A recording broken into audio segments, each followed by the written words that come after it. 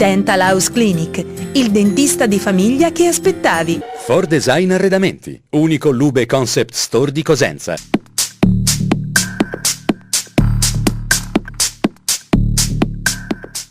Mondo e risparmio.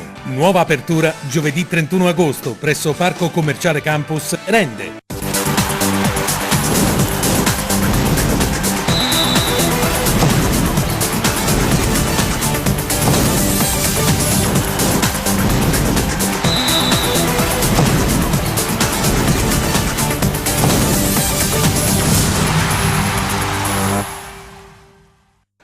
Ed eccoci nuovamente insieme da Teleeuropa Network. Oggi, lunedì 28 di agosto 2017, ci ritroviamo dopo 4 settimane, tanta carne al fuoco, è successo tutto e il contrario e ne parleremo, caro Pippo, insieme ai nostri ospiti. Grazie a Pippo Gatto che come sempre la co-conduzione con Franco Segreto. Benvenuti in questa puntata ancora estiva di Replay. Sì. Ci stiamo organizzando, oggi abbiamo veramente molta roba, parleremo di tutti i campionati in cui sono impegnate le calabresi, dal Crotone a finire alla Cosenza, alla Regina, al Catanzaro e il Rende che fa il debutto in Lega Pro.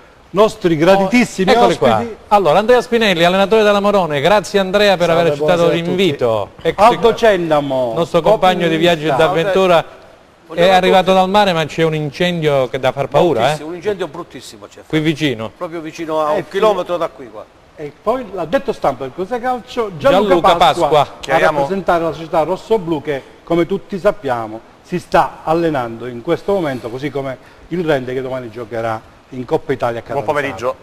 Allora ringraziamo gli ospiti, caro Pippo. Allora vogliamo partire da questo. Vogliamo cominciare? Cominciamo subito. Dal Crotone. Affrontiamo la Serie A, subito. Il Crotone, seconda giornata, un punto che la tiene lontano dalla coda della classifica, 0-0 con il Verona, partita che poteva volgere al meglio. Si lamenta il mister Nicola, il Verona anche da parte sua si lamenta perché dice che avrebbe potuto pure lui prendere punti, però alla fine il risultato è stato un po' uguale per tutti e due, lo 0-0, e sentiamo subito mister Nicola a fine partita.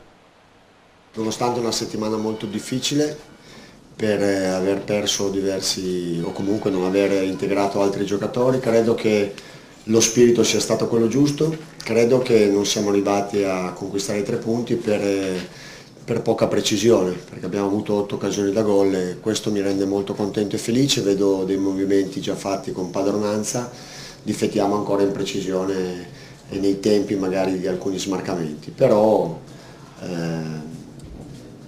contro una squadra che sicuramente contro il Napoli ha fatto ancora più possesso palla, qui è venuta secondo me un pochino più attenta e tenendo le linee molto strette, ma noi siamo stati abili secondo me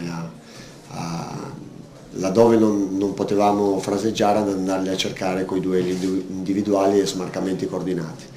Mi spiace per i ragazzi per la prestazione che hanno fatto perché meritavano i 3 punti, però guardo il fatto che dopo 2 giornate abbiamo raccolto il primo punto di questo campionato, guardo il fatto che per noi è stata una settimana molto difficile, guardo il fatto che mancano 4 giorni finalmente alla chiusura del mercato e secondo me possiamo rendere più competitiva ancora questa squadra, ecco. Chiaramente per la realtà che ci compete.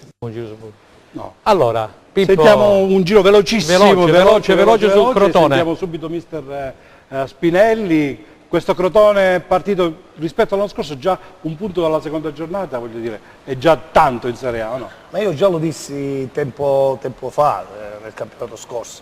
Io penso che il Crotone quest'anno parte con le partite in casa, perché l'anno scorso non ci dimentichiamo che una buona parte di campionato lo fece fuori casa a pescare.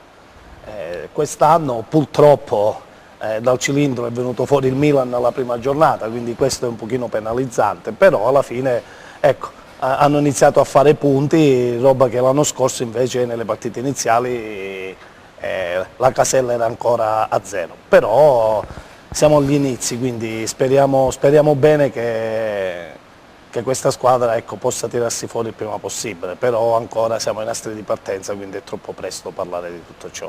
Aldo, potevano fare qualcosa in più, magari si lamentano già perché è una diretta concorrente, però alla fine un punto fa sempre la classifica. Ma è chiaro che un punto fa classifica, però quando si gioca con queste squadre che sono sulla carta dirette concorrenti per quanto riguarda una possibile permanenza in Serie A, in casa sarebbe meglio portarsi a casa i 3 punti e ti metti in una posizione migliore. Un punticino muove la classifica, il Crotone si sta organizzando ancora, secondo me è sul mercato, in questi 3 o 4 giorni probabilmente arriverà qualcun altro perché vogliono restare di nuovo in Serie A dopo il miracolo dell'anno scorso, che è stato un miracolo, e quindi siccome la società è anche una società seria, stanno facendo le cose per bene, hanno un direttore sportivo di grandissimo livello e io penso che il Crotone quest'anno si salverà.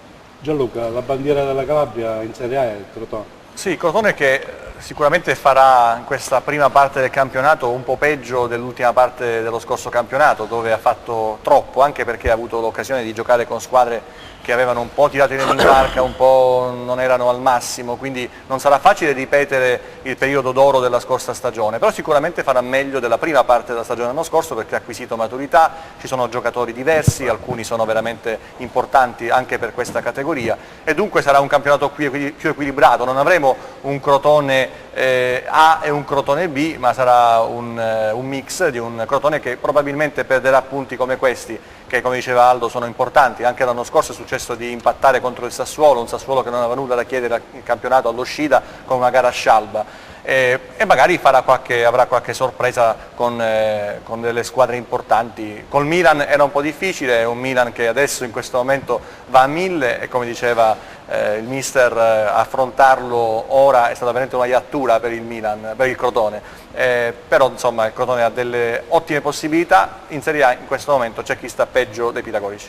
Anche perché il Crotone è stata la prima squadra che ha impattato sulla VAR, al secondo minuto è stata la prima squadra che si è vista assegnare un rigore e un'espulsione giusto per la VAR, ci stava comunque. Questa è nuova novità. Franco, le novità quest'anno non sono solo in Serie A, ma sono anche, lo diciamo pure in Lega Pro, 5 sostituzioni, già puoi cambiare il 50% della squadra. Al momento pochi allenatori tutto. l'hanno attuati con 3 stop nell'arco dei 90 minuti, compreso quello della fine del primo tempo e l'inizio del secondo, dove ogni allenatore potrà cambiare a suo piacimento un giocatore. Detto questo, Pippo, abbiamo parlato un attimino di quello che è stata l'estate rovente, no? Con le Rende che ha vinto poi il ricorso al Consiglio di Garanzia delle CONI, si parlava di un ennesimo ricorso della FIGC, ma pare che insomma al TAR del Lazio pare che al momento non è stato presentato ancora nulla. Esattamente, non sarà a mio avviso presentato nulla, cosa ben diverso della Vibonese. La Vibonese è stata, come dire, ha avuto ragione da parte del Consiglio di Appello federale, vedremo un attimino quello che succederà nei prossimi giorni, anche perché la Vibonese è tra coloro che sono sospesi, tra la Serie D e appunto la Vibonese è stata Serie ammessa, C. diciamo, la Vibonese è stata ammessa dal Consiglio federale. Però dalla Lega no.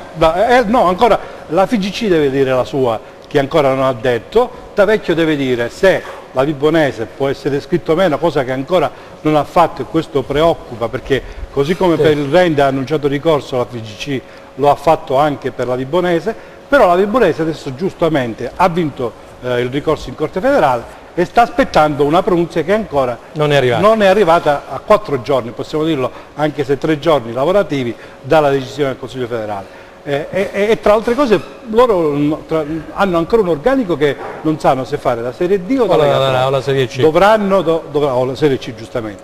Dovranno poi avere del tempo per fare eventuali acquisti e dobbiamo capire, e dovrebbero anche un po' muoversi, perché quest'anno un po' l'improvvisazione la sta facendo la padrona, e diciamo che capire se si giocherà a 19 squadre, se giocherà a 20. Un papocchio, l'ennesimo della Lega Pro, che adesso è tornata a chiamarsi Serie C. Ma dopo una giornata di campionato direi che, visto che sotto questi auspici, non è che partiamo col piede giusto, anche perché il ricorso del Rende ha lasciato un po' musi storti, lo stesso Presidente Gravina ha detto non sono d'accordo, però mi adeguo, si è arrabbiato giustamente, le regole, il Presidente Rende si è arrabbiato, giustamente dice come non mi aspettavo queste parole, però questa è la realtà dei fatti. Il Rende si sta giocando, è iscritto, aspettando che venga o meno fatto questo ricorso e vedremo. Possiamo tuffarci però nel campionato, sì, nel campionato e ci tuffiamo e diciamo subito quello che è successo nella prima quello che è la prima giornata. È successo, Si è rotta la titolatrice, dico, e non possiamo dare i risultati. Ah no, lo diciamo Lo noi, diciamo, per gli lo amici diciamo vabbè, lo poi. sanno già che il Cosenza purtroppo ha perso malamente al Veneziani di Manopoli per 3-1 sabato pomeriggio, mentre il Rende è riuscito a far suo il derby contro la Regina per 1-0 con un gol dell'ex giocatore della Sicola Leonzio Ricciardo. Il Catanzaro invece ha battuto per 2-1 la Casertana. Questi sono stati i risultati, diciamo, delle squadre di Serie C calabresi. Quindi Pippo, se vogliamo andare a vedere gli highlights li commentiamo giustamente con Gianluca Pasqua, in modo tale che diamo spazio anche a quelle che sono le immagini, i contenuti e poi andiamo al dibattito, va bene? Va bene, andiamo con gli highlights. Partiamo con Cosenza Monopoli, ingresso in campo. Vai Gianluca, vai. Se volete, eccovi qua, l'ingresso in campo con il Cosenza che presenta la formazione migliore al momento, con Perina tra i pali, la difesa a 4, poi c'è Bruccini accanto a Mungo e Loviso a centrocampo, davanti Baclé con a fianco Caccavallo e Statella. Il minuto di silenzio osservato, il Monopoli che parte abbastanza bene, stringe un po' d'assedio il Cosenza e mette in difficoltà subito Suaré che va a dribblare su Pinna, per un attimo perde il pallone, poi però ha un positivo rimpallo e tira il pallone destinato fuori che Perina comunque controlla. Poi sul calcio d'angolo arriva il primo gol di Mercadante che si va a trovare nella mischia sul secondo palo pronto, molto bravo Mercadante, questo ragazzo del 95 che mette la palla alle spalle di Perina. Il Cosenza accusa il colpo, non ha neanche il tempo di ripartire, che subisce un altro gol. Questo è intanto il cross di Genchi di sinistro, un giocatore molto esperto e pericoloso, e Mercadante irrompe e mette alle spalle di Perina. C'è un'altra occasione, un altro schema da calcio d'angolo, un cross tagliato, salta Pascali, salta Statella, ma arriva Mercadante, qui è molto bravo, gol da attaccante quasi, perché schiaccia la palla di sinistro che rimbalza per terra e riesce a superare Perina. Un gol diverso rispetto al primo per la dinamica, perché il pallone viene da una diversa posizione, e poi qua è bravissimo davvero Mercadante a trovare lo spazio, facendo sbattere il pallone alle spalle di Perina. E il Cosenza reagisce con questo colpo di testa di Idda e poi trova anche il gol che dimezza le distanze grazie a questo qui pro quo nella difesa del Monopoli. Bravissimo Bruccini a raccogliere il pallone e a sparare alle spalle del portiere pugliese, molto bravo Bifulco, l'ex Matera, e a trovare subito il 2-1. A questo punto la partita è riaperta, ancora più riaperta dopo il primo giallo che arriva per la Lanzone su Statella e poi il secondo giallo che lascia il Monopoli in 10 uomini, dunque possibilità per il Cosenza di giocare l'intero secondo tempo in superiorità numerica. C'è questo colpo di testa mancato, meglio sfiorato da Baclé, che potrebbe già al 45esimo del primo tempo regalare il pareggio al Cosenza, ma non va. E poi nel secondo tempo Dorazio con Baclé, la grande sfortuna di beccare la parte bassa della traversa, pallone che rientra in campo. Poi c'è Corsi, ma manca nella sintesi, come al solito le sintesi sono davvero scarse fra virgolette da questo punto di vista. Un'occasionissima per Caccavallo con un tiro a porta sicura che è stato parato da Bifulco in calcio d'angolo, e poi nel finale in 10 contro 10 con il Cosenza sbilanciatissimo che comunque voleva pareggiare c'è questa corsa di Cappiello con Manuel Pascali che è stremato, commette fallo, ammonizione e calcio di rigore. Partita qua però già virtualmente chiusa. Siamo al 86esimo, era avanti Pascali era avanti, sì, Cappiello aveva perso con il pallone, ma Pascali era secondo me in questo momento un po' annebbiato dalla stanchezza, perché Cappiello giovanotto 97 e poi correva. Sì, appena entrato, la sua prima palla toccata e poi il gol che segna Scoppa, l'ex Catania, trovando il gol del 3-1 che mortifica il Cosenza, purtroppo. Cosenza che ha avuto la possibilità di pareggiare i conti, e se fosse entrato, parliamo naturalmente di se e ma, il gol di Baclé probabilmente avrebbe avuto anche la forza di trovare il colpo di coda per portarsi in vantaggio. Cosenza che però grazie a Gianluca Pasqua, però ringraziamo Pippo alla messa in onda, oggi c'è Luca Chito, Massimo Fino alle camere abbiamo Massimo Fino e poi in regia abbiamo Enzo Leonetti. E allora facciamo un primo giro dopo gli highlights che abbiamo visto. È stata una prestazione imbarazzante, l'hanno definita un po' gli addetti ai lavori, caro Andrea Spinelli. Dal Cosenza ci sarebbe aspettato sicuramente di più, perché dopo 45 giorni tu sei stato il primo ad aver affrontato il Cosenza con la tua Morrone in quel di San Giovanni in Fiore nel corso del ritiro. Ecco, che impressione hai avuto all'epoca e cosa vogliamo dire di questa partita? Vai!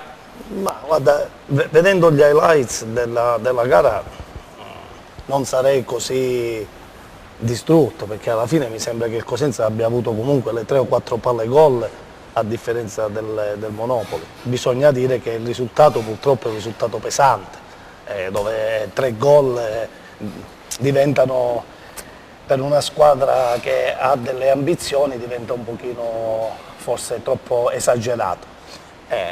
Però siamo all'inizio, quindi c'è una squadra che comunque sta rodando, c'è una squadra che comunque fuori casa mi sembra che ha avuto 4-5 palle gol, e quindi forse, ecco, se entra la palla di Pamplek sicuramente diventa tutto quanto ecco, diverso come risultato. Io, da quello che ho potuto notare in ritiro, avendolo affrontato con la Morrone alla prima giornata, ho visto una squadra aggressiva, ho visto una squadra che al di là di tutto ha delle idee del tecnico che comunque vanno sposate in pieno e vanno cercate di portare avanti, perché gioca con grande aggressività, gioca con una linea estremamente alta. Vediamo alla fine il terzo gol, ne possiamo anche discutere, ma era una squadra comunque propensa all'attacco, sbilanciata in maniera totale, che sicuramente voleva riacciuffare il risultato, e magari il terzo gol con un ragazzo magari stremato e effettivamente è in ritardo, quindi avrebbe potuto forse temporeggiare, non entrare. Però ecco, mi sembra inopportuno iniziare a fare dei processi a questa squadra, perché siamo agli inizi. Sicuramente è uno schiaffo abbastanza pesante. È un campanello d'allarme, come l'ha definito qualcuno, perché il Monopoli è una squadra che poi si deve salvare. Sentiamo un attimo anche Aldo Cernomo, che diceva giustamente il Cosenza non è che abbia poi espresso quel gioco che ha fatto vedere in Coppa Italia, è stato pressato a centrocampo, è stato bloccato sulle fasce, non siamo riusciti a vedere il Cosenza che abbiamo visto nelle prime partite. Probabilmente, tra altre cose poi sentiremo anche il tecnico, c'è da interrogarsi su questo vuoto assoluto dei primi 10 minuti, 2 gol in 10 minuti ammazzano anche oltretutto una squadra Pippo da calcio franco, come era successo con l'Alessandria. Assolutamente. Guarda, è un campanello d'allarme che bisogna assolutamente analizzare con serenità, senza farsi prendere dalla voglia di spaccare tutto, perché qui a Cosenza qualcuno già vorrebbe spaccare tutto. Noi siamo quelli che invece cerchiamo di analizzare con molta serenità anche una sconfitta, come diceva mister Spinelli, di 3-1, che è una sconfitta pesante. Probabilmente questa squadra ancora è incompleta. Io nell'ultima trasmissione che abbiamo fatto ho detto che c'era bisogno, perché ho visto la partita con l'Alessandria, quindi noi le partite li vediamo e li possiamo anche analizzare. C'è un vuoto, secondo me, nella nostra difesa che va assolutamente colmato. Il difensore centrale a Cosenza manca, si devono adattare alcuni giocatori, quello è un ruolo secondo me determinante per dare tranquillità alla difesa, come un ruolo determinante deve essere il trequartista che si occupa del centrocampo e quindi protegge anche la difesa, come deve essere importante l'attaccante che deve fare gol. Noi abbiamo avuto sì 4-5 occasioni da gol, però i primi 10 minuti sono stati uno sbandamento totale che hanno consentito ad un Monopoli che dal punto di vista societario mi pare che ha avuto tantissimi e ha tantissimi problemi, che però sul campo ha messo tutto quanto il necessario, la sua grinta, perché quando si gioca con il Cosenza, che è una squadra il Cosenza importante, tutti quanti si impegnano. Noi dovremmo fare altrettanto. Secondo me in questi 4 giorni ci sono tutte le condizioni, perché la società è pronta, è presente, questa sconfitta non la deve assolutamente lasciare da sola, ma penso che il Presidente e Trinchera stesso e mister Fondano dovranno immediatamente, come faranno, correre ai ripari, mettere questi 2 o 3 elementi ancora importanti e giocatori anche di categoria, Come no, perché come no. per arrivare a qualche risultato, come dicono tutti quanti, il Cosenza quest'anno vorrebbe forse fare il salto, ci vogliono giocatori importanti e se ci saranno questi avremo un campionato di avanguardia, altrimenti speriamo che sia qualche miracolo. Bene, poi Aldo, dobbiamo Gianluca, siamo pronti alla pubblicità, però prima Benissimo. una notiziona, piove sul bagnato perché si è dimesso l'allenatore della Paganese, prossimo avversario del Cosenza, Matrecano. Si è dimesso Matrecano e purtroppo avremo un nuovo allenatore. Non cambiate canale perché ci collegheremo con il mercato dove ci aspetta anche Alessandro Lusso. Restate con noi.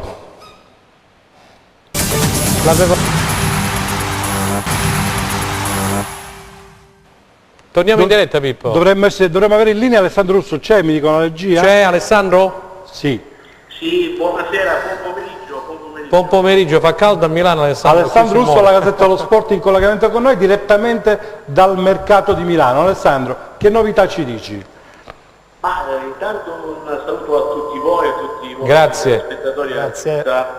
la Calabria, sì, clima caldo, incandescente, quando si parla invece del calcio mercato. Ora vi parlo direttamente dall'hotel Westin Palace di Milano, dove una delle sedi più in voga del calciomercato, la sede delle operazioni e delle residenze del Milan. In queste ore ovviamente c'è grande bagarre, il tocco del giorno e l'accordo tra la Roma e la Sampdoria per la cessione di Patrick Schick, tormentone dell'estate preso dalla Juventus, poi lasciato per le visite mediche, sedotto dall'Inter e finito praticamente alla Roma. Manca solo la firma del giocatore sul contratto per circa 38 milioni dopo l'incontro di questa mattina a Roma nello studio dell'avvocato Romei, il braccio destro del presidente Ferrero della Sampdoria. Ma tante operazioni in cantiere con la Juventus che sta avvicinandosi a marce forzate verso un rinforzo in difesa. Si tratta di Owedes dello Schalke 04, dirigenze al lavoro per un rinforzo per la difesa di Allegri. C'è poi il caso di Balde Keita, il giocatore a scadenza di contratto con la Lazio. In queste ore si fronteggiano senza esclusione di colpe Juventus, Inter e probabilmente anche qualche altro club. Vedremo cosa succederà perché il giocatore vuole fermissimamente la Juventus, ma non sono esclusi colpi di scena. Per quanto riguarda le altre trattative, scendiamo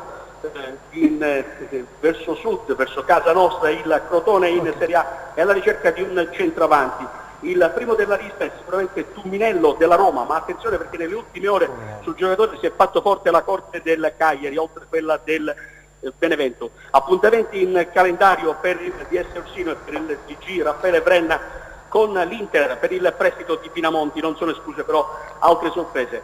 Sul taccuino anche Pavlovic della Sampdoria, un giocatore che piace molto al tecnico Nicola, che potrebbe arrivare in rossoblu. Un Crotone che dovrà guardarsi anche dalle ambizioni delle altre squadre che devono salvarsi. Per esempio il Benevento tenta fino all'ultimo per Iemmello, il giocatore in uscita dal Sassuolo, con il Sassuolo che sta stringendo forte con il Napoli per avere Pavoletti. Queste sono le ultimissime, con tante squadre in movimento. Alessandro, ovviamente adesso possiamo fare il punto perché a 3 giorni dalla chiusura del mercato molti chiedono: ma il Cosenza, la Regina del Catanzaro cosa faranno? Faranno altre operazioni di mercato? Anche il Rende c'è, E il Rende, giustamente. Ma sicuramente per quanto riguarda il Cosenza, l'arrivo di Alberto Boniocchi, che è stato ufficializzato questa mattina, non dico che chiuderà il mercato del Cosenza, ma trovare anche delle soluzioni in uscita, per esempio per Griego, che piace all'Andria e al Monopoli.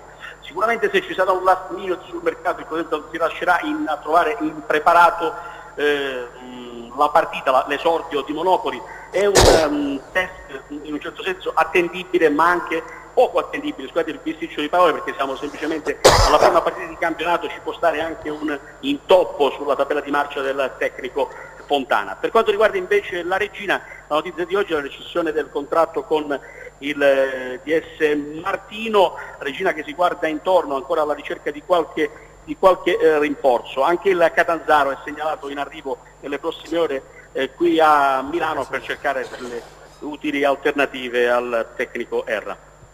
Grazie Bene, Alessandro, se avete domande per Alessandro, abbiamo in studio mister Spinelli, Aldo e l'addetto stampa del Cosenza Gianluca, il collega Gianluca Pasqua. Se avete domande? Sono domande per il nostro Alessandro? Ormai soltanto. Un saluto. Ciao Alessandro. Grazie Alessandro. Un saluto a voi. Buon lavoro. A voi Preziosissimo come sempre. Come sempre, Grazie buon Alessandro. lavoro. Alla prossima, grazie. Buon lavoro.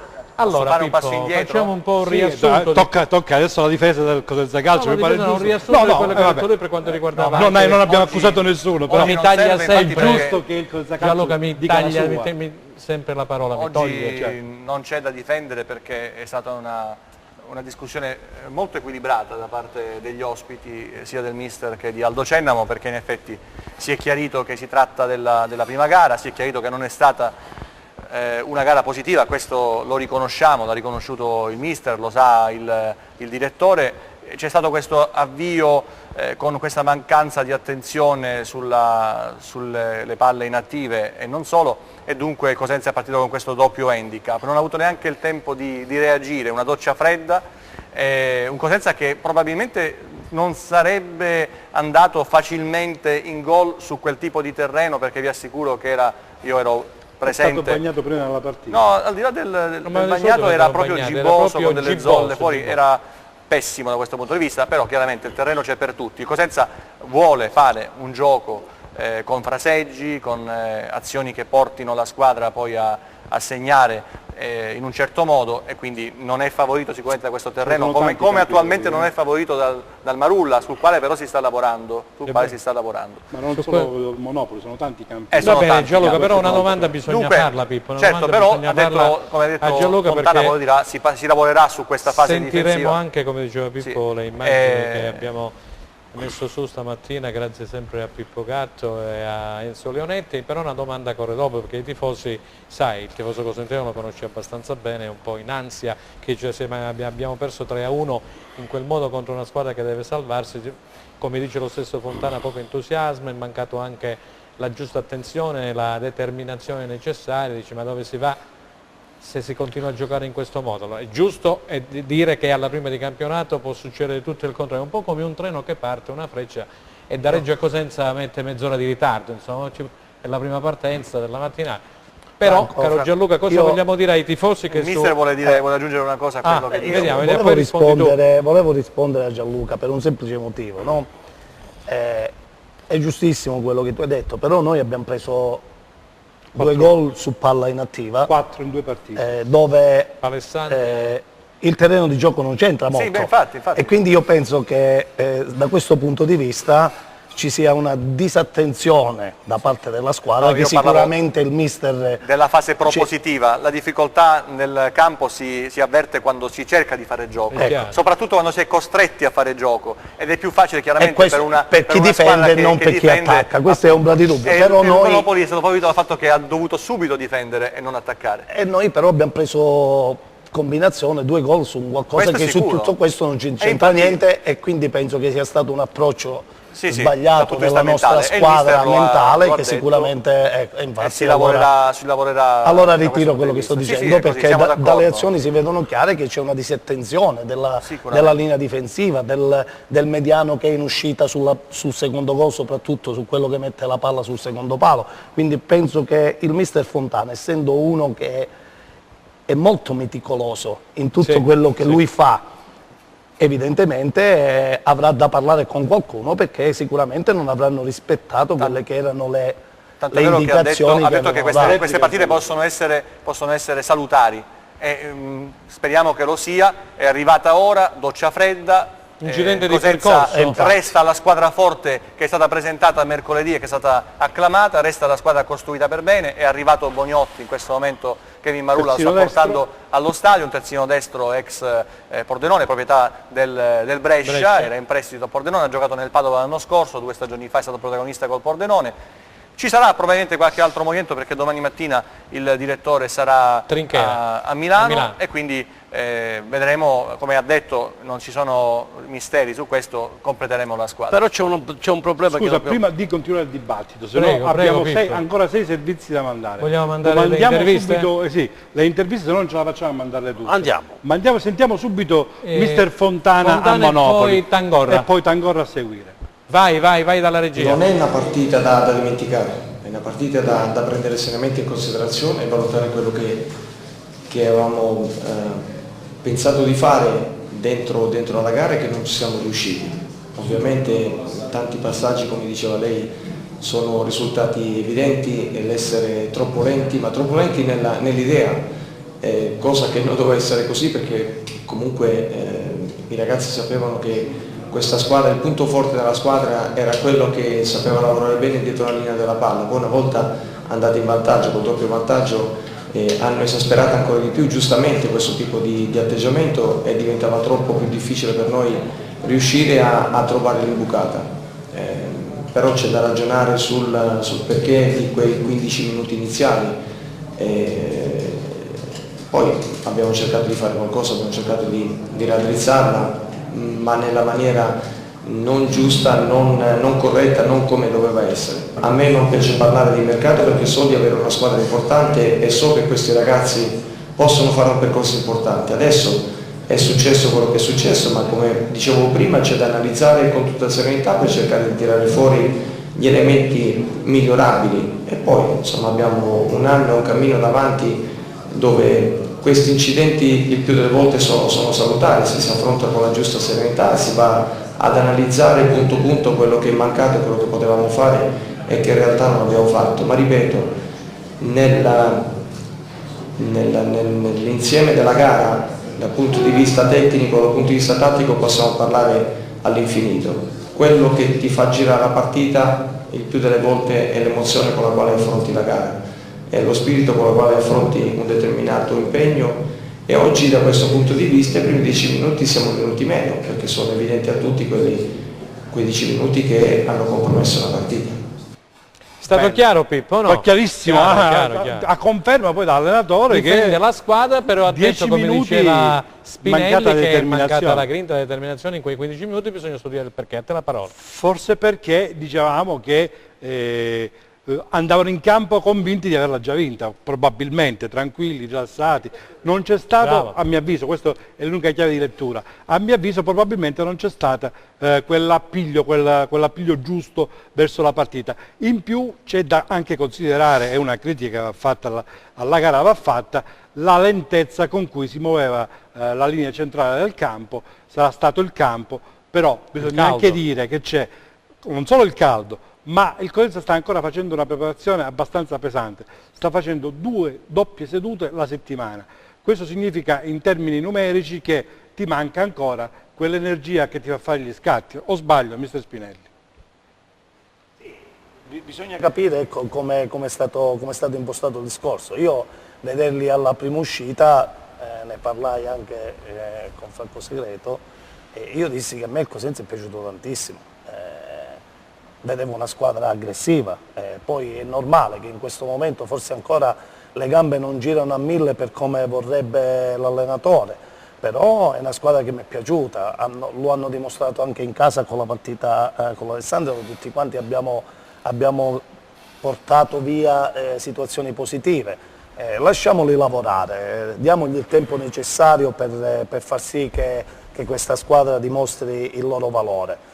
Come ha detto anche il mister, e concordo in pieno con lui, sono state delle disattenzioni, un approccio della gara sicuramente non bellissimo, però diamo la possibilità a questa squadra di rifarsi, perché sono convinto che può fare tanto e può fare molto di più. Franco, intanto ti do la parola, c'è un annuncio di mercato importantissimo per la Regina, che ha tolto dal mercato Bianchimano, stava per andare via e ha ufficializzato che Bianchimano non si sposterà più, quindi per la Regina è un acquisto importantissimo. L'anno scorso Bianchimano ha fatto la differenza, quest'anno probabilmente la rifarà di nuovo. A te. No, io volevo aggiungere su quello che ha detto Andrea Spinelli, che il Cosenza è alla ricerca di un difensore centrale, come ho scritto sulla mia pagina di Facebook rispondendo anche a un amico collega, che non sia vicino alla pensione, perché non possiamo avere 2 centrali, caro mister Fontana, che fanno 70 anni in 2, che nel momento in cui si gioca con i 2 terzini alti, come hanno giocato Corsi, tu c'eri là, e quindi Pinna o Dorazio, e magari rimani con i 2, becchi un contropiede e ti tagliano a fettine.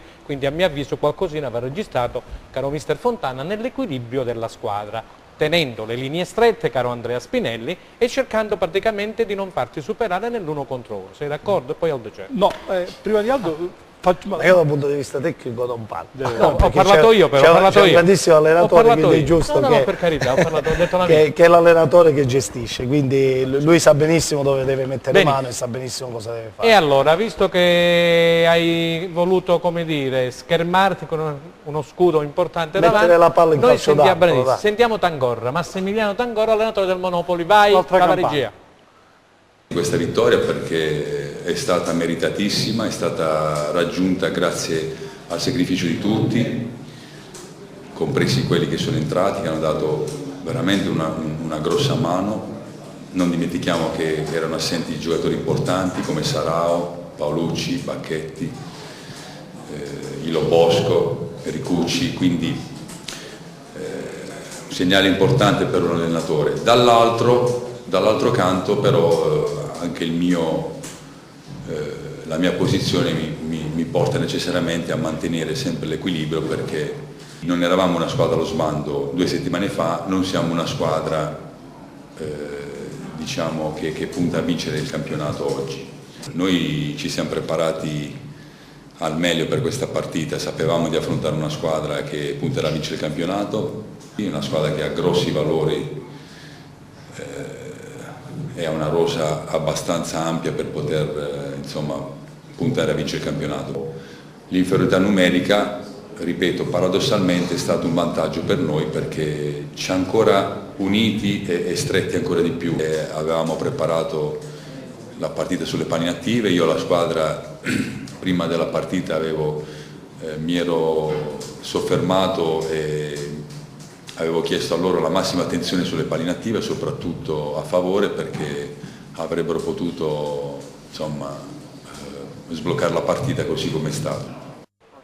Ok, abbiamo sentito Tangorra chiaramente parlava dei calci piazzati, parlava del gioco che è il Cosenza, praticamente alla fine dell'intervista si è sentita quando diceva praticamente che ha bloccato sia Statella che Caccavallo, che fanno la differenza, e lui ha giocato la partita bloccando gli esterni, praticamente non facendoci più sfociare il gioco sulle fasce.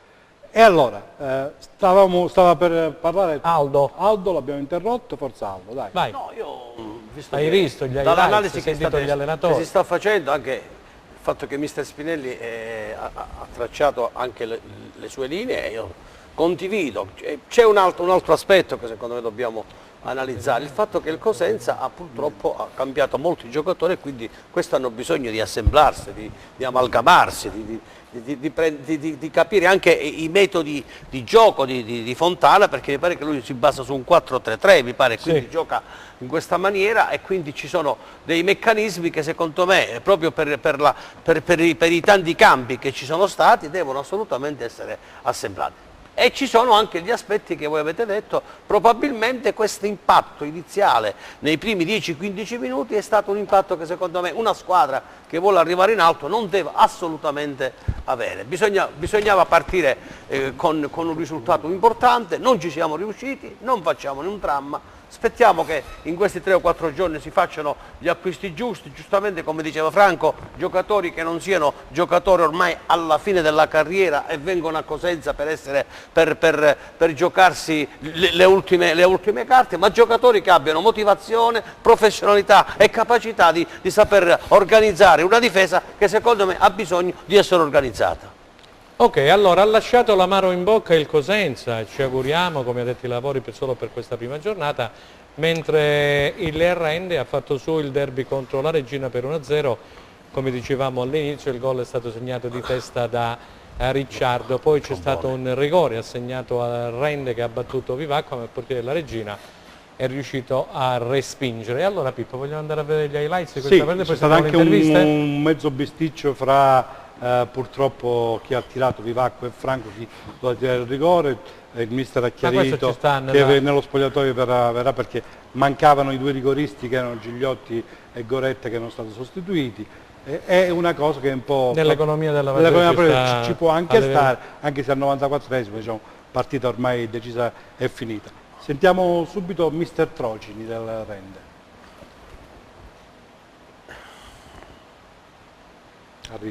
Arriva Trocini. Mi preme sottolineare che avevamo in campo, nella rosa in generale, 16-17 giocatori su 22-23 alla prima esperienza tra i professionisti. Anzi, qualche ragazzo veniva in passato, l'anno scorso, 2 anni fa, è stato in promozione in eccellenza addirittura. Quindi un po', compreso l'allenatore, attenzione, quindi un po' tutti noi abbiamo affrontato la gara con grande rispetto per la regina e per la categoria. Era una partita piena di incognite, sapevamo che la regina era una squadra che per come era messa in campo poteva metterci in grosse difficoltà tra le linee, quindi abbiamo deciso di fare un certo tipo di partita all'interno della quale probabilmente loro avrebbero avuto il controllo del gioco, sapevamo. E penso anche che abbiamo incontrato una regina che anche per struttura fisica veramente era in ottima forma. Però anche noi abbiamo avuto 4-5 palle importanti, 2 con Goretta, con Gigliotti, con Ricciardo, il rigore, il primo tempo, sì. Abbiamo fatto un certo tipo di partita e siamo stati bravi a interpretarla nella maniera giusta. Si è sofferto, ripeto, perché la regina a mio avviso è un'ottima squadra, organizzata, ha giocato bene, però non abbiamo rubato nulla. Abbiamo avuto 4-5 occasioni di gol, abbiamo segnato, abbiamo sbagliato un rigore, per cui benissimo così. Benissimo così, dice Brunello Toci. Non solo, ha ringraziato tutti perché dobbiamo anche sottolineare il fatto che in una settimana hanno messo a posto lo stadio, la tribuna, i GOS, hanno fatto veramente i salti mortali ed è stato possibile giocare anche grazie alla collaborazione di tutti. Intorno a 1500-1300 persone, con 150 persone venute da Reggio che purtroppo sono andati via con le piede nel sacco. Sentiamo un giro, poi vediamo prima la sintesi. No, io direi di vedere la sintesi. Vediamo la ci sintesi parliamo della con partita. Gianluca, Bene. che l'abbiamo vista, la sintesi, poi vediamo il gol, il rigore sbagliato e poi facciamo un giro in studio. Partiamo con la sintesi di Rende Regina, grazie. Ecco le squadre in campo, la Regina con la maglia bianca, c'è della vecchia guardia Porcino, dicevamo prima di Bianchimano che resta a Reggio Calabria, probabilmente siamo riusciti a convincere lui che voleva andare via. Actis Goretta subito pericoloso con questa incursione centrale, sarà un po' il leitmotiv dei primi minuti con il Rende che si presenta 2 volte davanti al portiere della Regina e viene fermato così. Dall'altra parte c'è De Francesco, sempre pericoloso, il centrocampista, altro nome già presente nella rosa della Regina, pericoloso sul calcio di punizione. Questa conclusione non lascia il tempo che trova, poi ci sarà invece, eccolo, il calcio di punizione di De Francesco che Forte fatica a controllare, sbatte anche traversa e spalle di Forte e poi va via, quindi un doppio tocco. E l'altra occasione d'oro ce l'ha Gigliotti, questo scambio nel breve con l'incursione e tiro a botta sicura, bravissimo il portiere della Regina a chiudere lo specchio. Quindi per me è una gara fin qui equilibrata, spettacolare perché le squadre giocano a viso aperto e poi c'è quest'altra conclusione pericolosa, respinta, insomma. La Regina spreca tantissimo con Sciamanna che si è trovato, e Bezziccheri, si è trovato più volte nella circostanza utile per segnare, come vedete ci sono ribaltamenti di fronte continui con questo tiro che viene deviato per un difensore, questo sempre Actis Goretta e finisce fuori, è stato Porcino, pensate, in recupero a salvare il risultato. Ancora Bezziccheri che si porta verso il centro, la conclusione alta sulla traversa e sarà anche il secondo tempo abbastanza vivace. Qui siamo con la Regina che attacca e crea difficoltà, qui forse in questa fase è meglio la Regina, chiude all'ultimo istante la difesa del Rende con Pambianchi, se non erro, comunque protagonista di una buonissima partita, l'ex Taranto, a dispetto di quanto è successo l'anno scorso al Taranto che ha avuto enormi difficoltà, nonostante avesse giocatori come Stendardo che adesso fa le fortune del Matera, così come le ha fatte del Barletta e dell'Andria. E ancora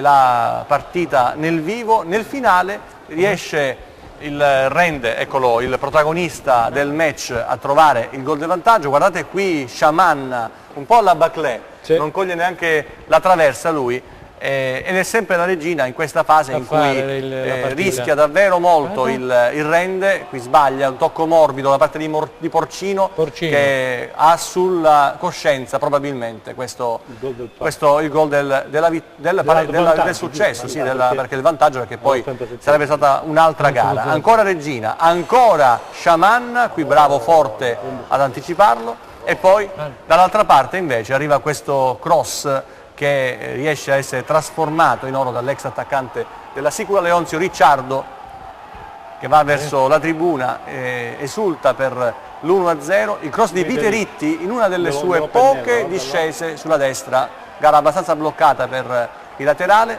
niente da fare. Il portiere vola con un attimo di ritardo. Il portiere della Regina, poi scatenato, ancora lui Ricciardo, diagonale controllato. Il cross non era molto teso, veniva pure a e poi visto? Nel finale c'è anche qualche altra occasione, compreso il calcio di rigore. Pippo parlava prima del qui pro quo fra Franco e Vivacqua, qui Vivacqua prova a fare tutto da solo, si lamenta l'attaccante Ricciardo, ancora Vivacqua, ancora conclusione alta, e poi Ricciardo che si procura il calcio di rigore, lo vediamo fra pochissimo, ancora possibilità. Ecco Ricciardo che cerca di girarsi, va giù, calcio di rigore. Siamo negli ultimi istanti di questo match, non vediamo il parapiglia perché la telecamera va sull'arbitro. Ma anche non c'è la sintesi di sportivo. E poi non calcio di rigore, 11 metri, Vivacqua con la parata, parte dell'estremo difensore della Regina, e finisce qui.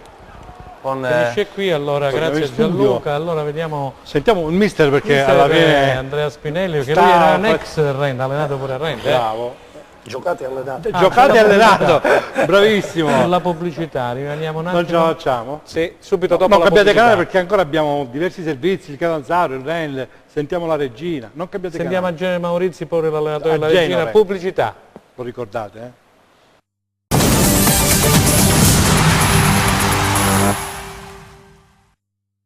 Allora, terza e ultima parte, stiamo avviando, però abbiamo mezz'ora. ancora il carniere pieno di Stiamo interviste, stavamo abbiamo parlando del un po' di Rende, tutto. abbiamo sentito mister Trocini, vogliamo andare Sentire, a un giustamente, Maurizi per vedere mister, che a dice. Genere Maurizi, il nostro vecchio Sponda ricordo, Regina. ve lo ricordate di Ischia, è un altro allenatore.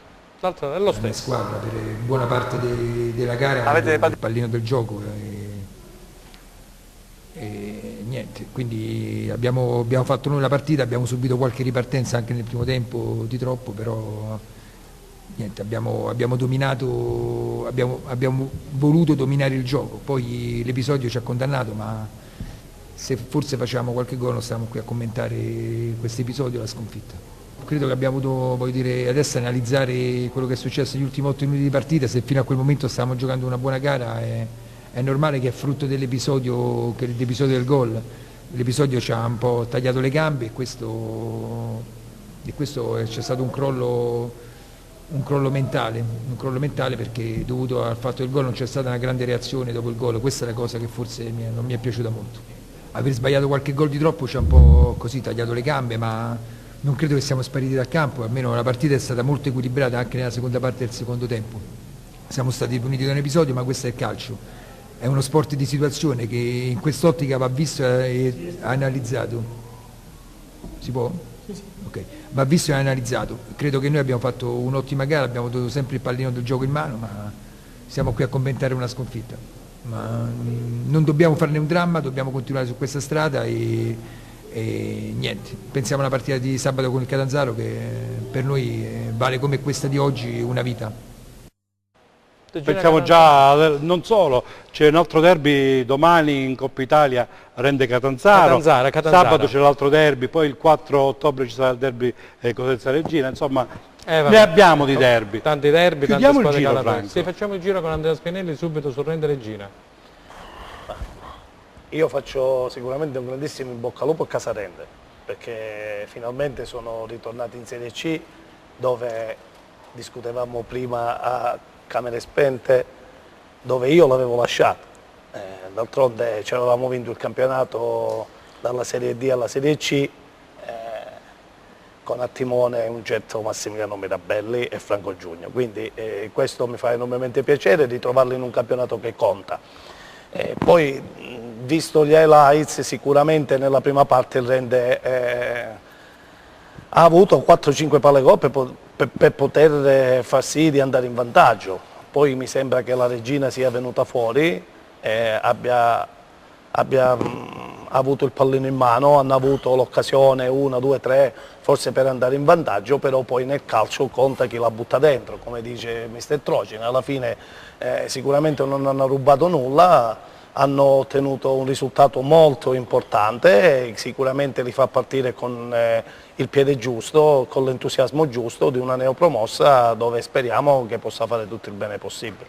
Grazie Andrea, sentiamo Aldo Genova. Allora. Diciamo che dobbiamo dare atto a questa squadra, a questa società che non ha perso la concentrazione, perché stare appesa ad un filo nel non sapere se giocava in Serie C o in Serie D, e 10 giorni fa è arrivata la lieta notizia, è rimasto concentrato sapendo che poi alla fine avrebbe dovuto affrontare un derby con la Regina, l'ha fatto suo, ha giocato bene, è un'ottima squadra, c'è un allenatore, un grande allenatore, perché Brunello secondo me è un allenatore di futuro avvenire sicuramente positivo, c'è una società alle spalle che si sa muovere, in 7 giorni come avete detto voi ha saputo mettere a punto tutto quello che c'è da mettere a punto, perché c'era il rischio che potevano non dargli l'ok per quanto riguarda il campo e tutto quanto. La vittoria del derby ti dà coraggio, ti dà forza, ti dà determinazione, partire bene per una squadra neopromossa è importante, il Rende ci è riuscito, merito e onore al Rende, e secondo me il Rende farà quest'anno un ottimo campionato perché c'hanno tutte le potenzialità per poterlo fare. Io gli leverei le castagne al fuoco a Gianluca e gli chiederei della Regina Gianluca che ha seguito anche vabbè, non mi pare giusto, ha seguito molto il mercato. Bellissima questa, grande. Qualcuno della Regina deve anche parlare. Per le castagne presto, però no, a me è piaciuta la partita, pensavo di averne già parlato perché a microfoni spenti sono già espresso, una partita a vedere la sintesi fra l'altro completa finalmente, perché ci sono tantissime azioni, poi non so se dal vivo ce ne sono state altre, però già queste mi bastano per dire che è stata una partita vincente, con tanti capovolgimenti di fronte, tante occasioni, a viso aperto, insomma bella, con due squadre che hanno provato a vincerla e hanno dimostrato di avere molta corsa, che è la cosa che conta di più in questo momento, perché molti non ce l'hanno. E dunque in bocca al lupo a entrambe le squadre, perché hanno dimostrato... La Regina a questo punto con Bianchimano praticamente... Sì, sicuramente Bianchimano, visto quello che si è mangiato. L'anno scorso per gli Amaranto c'era un altro attaccante, c'era Coralli che faceva la differenza. Bianchimano però si è responsabilizzato con un anno in più, ha dimostrato di poter stare in questa categoria e fare molto bene. Aveva mal di pancia, adesso fortuna della Regina gli è passato e quindi potrà dare una mano alla squadra Amaranto.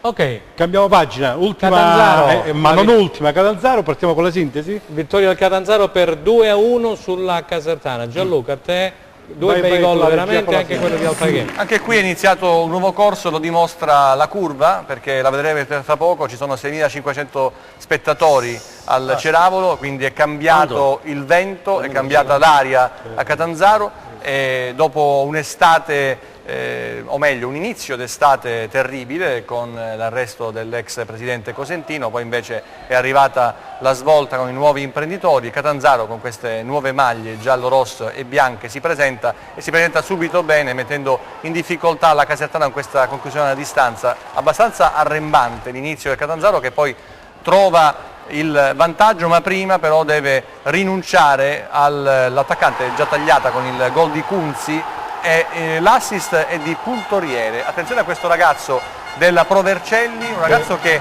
anche il direttore Trinchera aveva cercato ma era già promesso a Catanzaro. Puntoriere prova questa conclusione, probabilmente che diventa un assist d'oro per Kunzi, che ha vissuto una stagione infernale l'anno scorso, arrivato con l'ex direttore sportivo dalla Paganese, non ha trovato mai la giusta collocazione, la partita si incattivisce, arrivano anche dei gialli che poi saranno pesanti nell'economia della partita, saranno 2 gli espulsi, fra l'altro l'ex rossoblu Zanini, ed eccolo ancora Puntoriere che punta l'uomo, va sul fondo, mette al centro un pallone però morbidissimo per la testa di Falcone, l'ex Catania proveniente dalla Reggiana. Non è il suo ruolo quello di segnare gol, perché si vede la mano di Erra, ma perché segna Falcone? Falcone segna perché non c'è Infantino, che purtroppo per il Catanzaro si è di nuovo fatto male al polpaccio a quanto pare. Sapremo nelle prossime ore qual è la situazione dell'attaccante ex Matera e Ischia, però ricordiamo che l'anno scorso è stato fermo prima per il ginocchio e poi per il polpaccio con 2 ricadute e dunque per Infantino potrebbero esserci dei problemi. Qui arriva un gol da parte di Rajcic che probabilmente tocca con la mano, non è la mano di Dios ma è la mano di Rajcic e viene punita con il giallo, se ne accorge la terna arbitrale e quindi viene annullato il gol a Rajcic, un gol che invece segnerà la Casertana nel secondo tempo. Nel secondo tempo segnerà con Alfageme il gol del 2-1, eccolo Marotta che salta l'uomo, mette al centro, sul secondo palo c'è Alfageme che schiaccia alle spalle di Nordi per il gol del 2-1 che riapre il match. Ci sono state tante emozioni, tanto sacrificio, tanta sofferenza nel secondo tempo per il Catanzaro che ha dovuto stringere i denti, i pochi tifosi della Casertana giunti dal Ceravolo che esultano. Rivediamo Marotta, l'ex Juve Stabia, ex Frattese, giocatore che nel breve fa bene, anche qui un pallone morbido per Alfageme che deve metterci un po' di forza ma riesce a trovare l'angolino per spiazzare Nordi. Ancora un cross sul centro con Nordi, era un tiro alla palanca questo, un corner pericoloso e Nordi deve fare il miracolo, pallone che finisce dentro, viene annullato il gol. In questo momento tutti i siti davano il 2-2 della Casertana, però poi è stato annullato il gol, altro fallo con altro giallo. C'è un rosso, no? Sì, c'è il rosso per Zanini, eccolo qui, l'ex Cosenza che l'anno scorso tra l'altro ha fatto tantissimi gol sia con la maglia dell'Acragas che con quella del Catanzaro. Però 2 assenze importanti Gianluca nel derby di sabato con la Regina, perché appunto Infantino, Zanini squalificato. Aspettiamo la valutazione dei medici e anche Zanini che è squalificato e poi c'è l'intervento di Corrado, se non erro, che commette anche questo fallo. Niente, c'è stato un calcio di punizione anche che Nordi ha smanacciato, in ogni caso dicevamo, lo ha detto anche Erra, il secondo tempo è stato molto sofferto, ma ci sta, ha detto, la Casertana è una squadra costruita molto bene, molto pericolosa. Lo sentiamo Erra, abbiamo Erra, abbiamo Erra e sentiamo subito Erra, se no non ce la facciamo con la trasmissione. Vai con Erra. Giocavamo contro la Casertana, contro un ottimo avversario, quindi guai se non vi fosse stata nel secondo tempo una sofferenza legittima, perché loro sotto di 2 gol hanno reagito in modo veemente, hanno dei giocatori che possono mettere in difficoltà chiunque, l'hanno fatto, noi abbiamo vissuto qualche difficoltà, ma al netto di quello che abbiamo fatto nel primo tempo ritengo che il successo da parte nostra ci stia tutto. Onore alla Casertana che, ripeto, ci ha messo in difficoltà soprattutto nel secondo tempo, ma era anche doveroso aspettarsi una reazione da parte loro. Se poi vediamo che nel reparto avanzato hanno giocatori tipo Marotta, Alfageme, Padovan, e quindi mi sembra che sia tutto in determinati canoni, considerando il fatto che siamo anche alla prima partita e i valori ancora si devono determinare, quindi ritengo che ci siano sempre alti e bassi in questi periodi della stagione e dobbiamo capire dove poi intervenire, ma come spirito, anche come qualità di gioco, soprattutto nell'ultima frazione del primo tempo, dove si sono viste anche delle buone cose dal punto di vista tecnico, la squadra mi è piaciuta perché anche quando era un po' in difficoltà nel secondo tempo ha combattuto su ogni pallone e questo ritengo che faccia parte di una gara, avere momenti nei quali l'avversario ha la meglio, ma il fatto che si voglia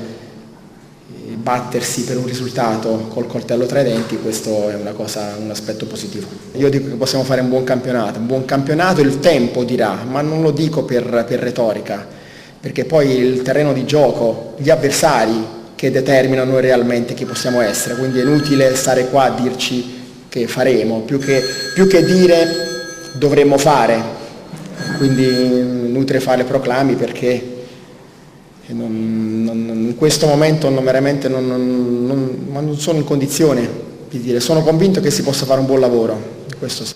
Allora, vorremmo faremo, sono convinto che dice intanto c'è un doppio turno da niente, c'è la Coppa Italia domani e domenica c'è il derby con la Regina che ha già perso in Coppa Italia, un appuntamento non da niente. Quindi per sabato si gioca, Pippo, per questi primi 3 mesi, lo ricordiamo a beneficio di chi gioca la Coppa Italia e il Rende giocherà l'Agragas domenica. Mentre le partite, tutte le altre, si giocheranno sabato.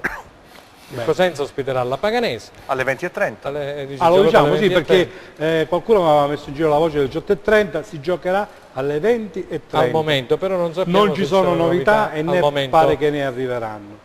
Perché pare che tutte e due le città sono d'accordo per giocare alle 20:30. Nonostante Spagna e Italia alle 20:30. Purtroppo queste diciamo, ma in ogni caso qualsiasi orario avrebbe scontentato o accontentato qualcuno. Allora spiegalo, poi c'è l'accordo fra le società, deve esserci l'accordo società per giocare in orari diversi e la ratifica della Lega, quindi l'orario è le 20:30. Benissimo, allora come diceva Pippo, il Catanzaro giocherà a Reggio, Regina Catanzaro, mentre il Rendi ha spostato a domenica la partita in trasferta contro l'Akragas, quindi Akragas-Rende non si giocherà sabato ma si giocherà domenica alle 18:30, non all'Esseneto di Agrigento perché ci sono dei lavori in corso, ma a Siracusa, sul terreno del Siracusa.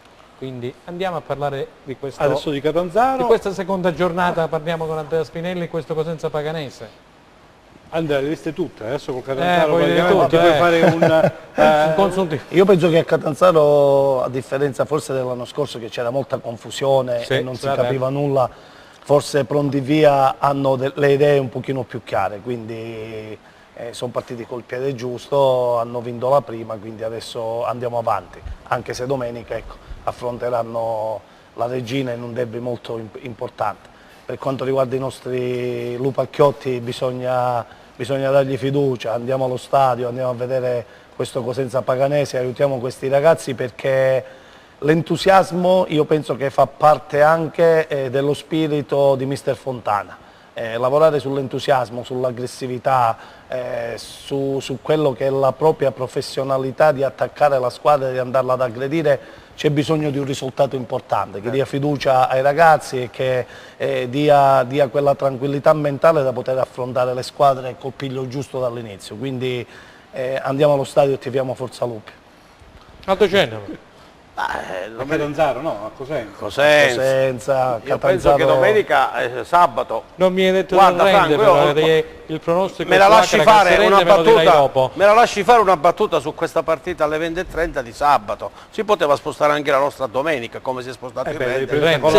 Si spostava a domenica. Questa Lega che non sa più combinare nulla, che sta cercando in questo campionato di dare i numeri, danno i numeri, Franco, questa è la verità, non ci offenda nessuno, io la penso così. Comunque pensiamo al nostro Cosenza, sabato assolutamente deve il Cosenza vincere questa partita, dimostrare che è una squadra importante, che è stato un episodio, quello di Monopoli, che non si verificherà più, tutto l'impegno, la grinta, la cattiveria e poi una cosa importante, il pubblico. Catanzaro, come diceva Gianluca ieri, in una partita 6.500 spettatori, caro Gianluca, vuol dire che è tornato l'entusiasmo perché probabilmente la società, credono in questa società perché il presidente è una persona seria. A Cosenza abbiamo un presidente serio, una società seria che sta facendo tutto quello che è impossibile fare. Io penso che il pubblico deve incominciare a mettersi la mano sulla coscienza e dare una grande mano a questo anche se c'è stata una sconfitta. Sappiamo che quando il Cosenza purtroppo perde il pubblico va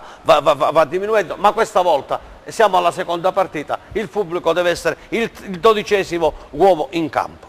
Bene, Gianluca allora. L'ho scritto l'altro giorno sui social, amate il Cosenza vuol dire anche perdonarlo quando sbaglia, quando c'è una prestazione non eccellente, una prestazione negativa. Ripartiamo con l'entusiasmo della sera in cui ci siamo svelati al pubblico, ripartiamo con tanto pubblico perché serve anche questo, è una gara importante con la Paganese, si gioca dunque alle 20:30, una notturna e sarà bellissimo perché il Cosenza in fondo è la nostra e la vostra nazionale. E soprattutto giocheremo freschi. Siamo sui titoli di coda, abbiamo giustamente lo spazio per Mister Spinelli che ci parlerà della Morrone. Mister, stai per partire, quando inizia questo campionato e soprattutto in che girone è stata messa la Morrone? Al mio compleanno. Sì, settimana scorsa è uscito il girone, ci hanno messo nel girone catanzarese e niente, sì, sicuramente noi ai nastri di partenza siamo una squadra organizzata per vincere, non ci siamo mai favoriti tirati chi indietro. sono oltre alla Morrone, Andrea? Ma mi sembra che c'è Kennedy, una squadra lì del catanzarese, e quindi ai nastri di partenza siamo sempre in 3 o 4, quindi alla fine ecco perché dico... Quando inizia il campionato? Il campionato penso che inizierà il 17, in questa settimana usciranno le gare ufficiali e quindi sicuramente settembre, sì. E quindi affronteremo questo campionato ai nastri di partenza con l'entusiasmo di voler ancora una volta stupire e cercare di vincerlo, perché abbiamo dietro una grande società ed è giusto che sia così, programmare per cercare di fare del nostro meglio. Giustamente come diceva il signor Cennamo qui, mi rivolgo anche al Cosenza Calcio in questo senso, quando c'è una grande presidenza, quando c'è tutto alle spalle che ti sorregge e che ti dia la spinta giusta, è giusto che uno partecipi per vincere, e questo è il nostro motto della Morrone. Bene, ok, benissimo. Siamo al giro dei saluti, stiamo concludendo questa puntata, l'ultima della serie della scorsa stagione, lunedì cambiamenti, vedremo lunedì prossimo. Intanto vi salutiamo io e Franco Segreto. Saluti a sentiamo tutti. da parte di tutti quanti voi un saluto ai nostri telespettatori. A voi la parola.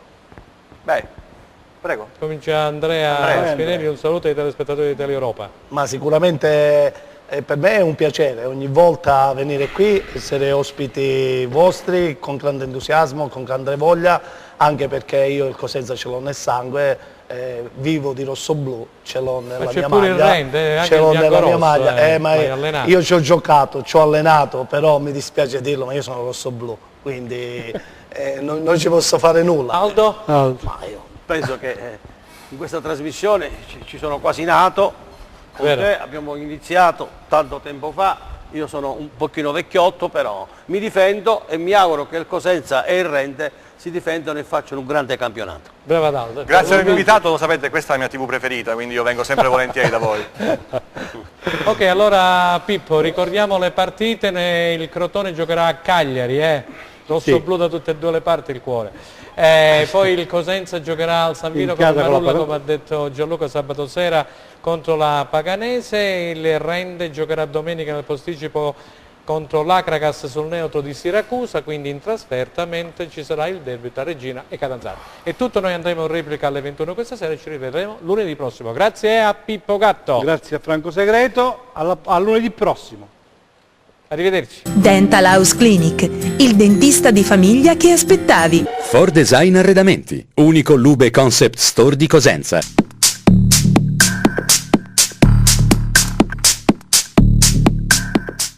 Mondo e risparmio. Nuova apertura giovedì 31 agosto presso Parco Commerciale Campus Rende.